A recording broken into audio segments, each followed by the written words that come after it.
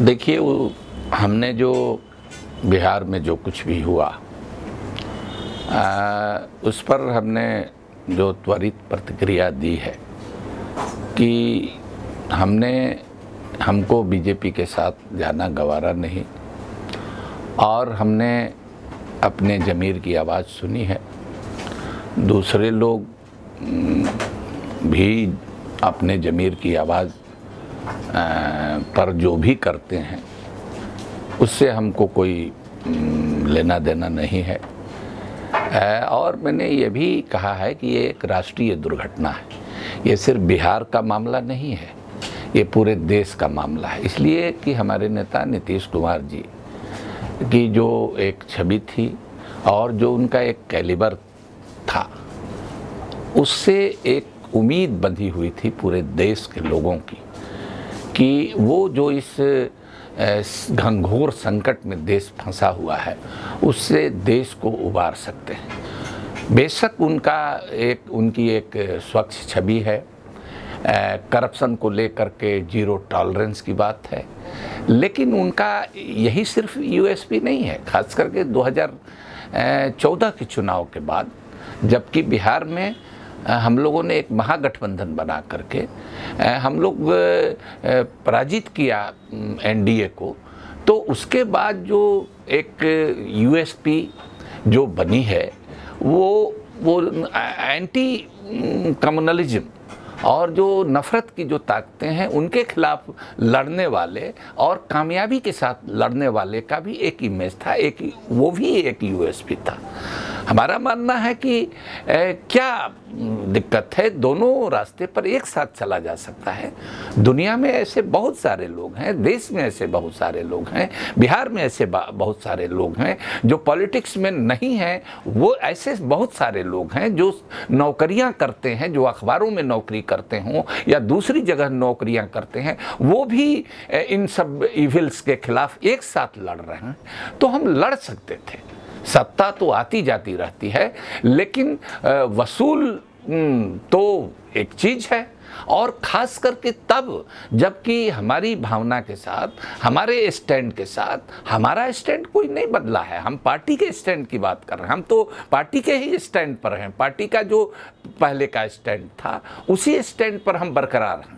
Party का stand था, हम लोगों ने किस तरह से 26 हेलीकॉप्टर उड़ता रहा बिहार में। ऐसा कहीं कोई प्रधानमंत्री किसी दुनिया के किसी देश में एक स्टेट के इलेक्शन में इतना चुनाव प्रचार में वो गए हैं? कहाँ क्या क्या हम लोगों के बारे में वो बोले, हमारे नेता के बारे में बोले। हम लोग करोड़ों लोग सिग्नेचर करके हम लोग भेजे, इनके यहाँ भेजे मुख्यमंत्री के ऑफिस में। उनका ऑफिस के लोग परेशान हो गए कि इतनी चिट्ठियाँ और इतने ये आ रहे थे डीएनए वाले बयान पर। फिर हमारे लिए, हम तो अपने पुराने स्टैंड पर थे। हम लोगों ने संघ मुक्त भारत का नारा दिया था, कहाँ गुम हो गया संघ मुक्त भारत का नारा? हम लोगों ने नफरत की सियासत के खिलाफ हम लड़ेंगे, आगे होकर के लड़ेंगे, पहल भी किया था नीतीश जी ने। और हम नहीं मानता, मैं ये मानता हूँ कि सिर्फ अकेले उन्हीं की जिम्मेवारी नहीं थी, और लोगों की जिम्मेवारी थी। लेकिन और लोग अगर गलतियाँ करते हैं, हम भी वही गलतियाँ करते, तो इसका भी तो कोई औचित्य नहीं है। अकेले भी कभी कभी चलना होता है, एकला चलो भी होता है। कभी कभी अकेले चलते हैं और रास्ता सही होता है, हक बात होती है, समाज को जोड़ने वाली बात होती है, तो समाज को तोड़ने वाले लोगों को पराजित किया जा सकता है। हमारा ऐसा विश्वास है। उसमें देर लग सकती है, उसमें कुर्बानियां देनी पड़ सकती है, जान माल सत्ता की कुर्बानी देनी पड़ सकती है, लेकिन यही तो एक इंसान की और एक आइडियोलॉजी की बात करने वाले आदमी की परीक्षा की भी घड़ी होती है, उनका इम्तहान भी होता है। तो हम समझते हैं कि इसमें जो हम लोग फेल हुए हैं, तो इससे पूरा देश मर्माहत है। आज पूरे देश में एक अजीब तरह की बेचैनी है, एक अजीब तरह का भय और आतंक का मामला है। किसान सुसाइड कर रहे हैं, बेरोजगार 2 करोड़ लोगों को लोगों को रोजगार देने की बात आप ने करी थी? कहाँ रोजगार देने की बात दूर रही, आप रोजगार छीनने का काम कर रहे हैं। कहाँ महिलाओं पर अत्याचार बढ़ गया, कहाँ मजदूरों की क्या हालत हो रही है, छटनी हो रही है, परेशान किए जा रहे हैं तरह तरह से। उनके जो ट्रेड यूनियन राइट है उनको कर्टेल किया जा रहा है, उनको छीना जा रहा है। महंगाई बढ़ रही है, चाहे विदेश नीति में हम कहाँ, हमको क्या परेशान, रोज रोज हमारे जवानों की लाशें आ रही हैं, हमारी सीमाओं का अतिक्रमण हो रहा है। कहीं चाइना दादागिरी कर रहा है तो कहीं पाकिस्तान की बदतमीजियां बदस्तूर जारी है। हमारे प्रधानमंत्री जी किस तरह की बातें करते थे और आज किस स्थिति में पहुंच गए हैं हम लोग।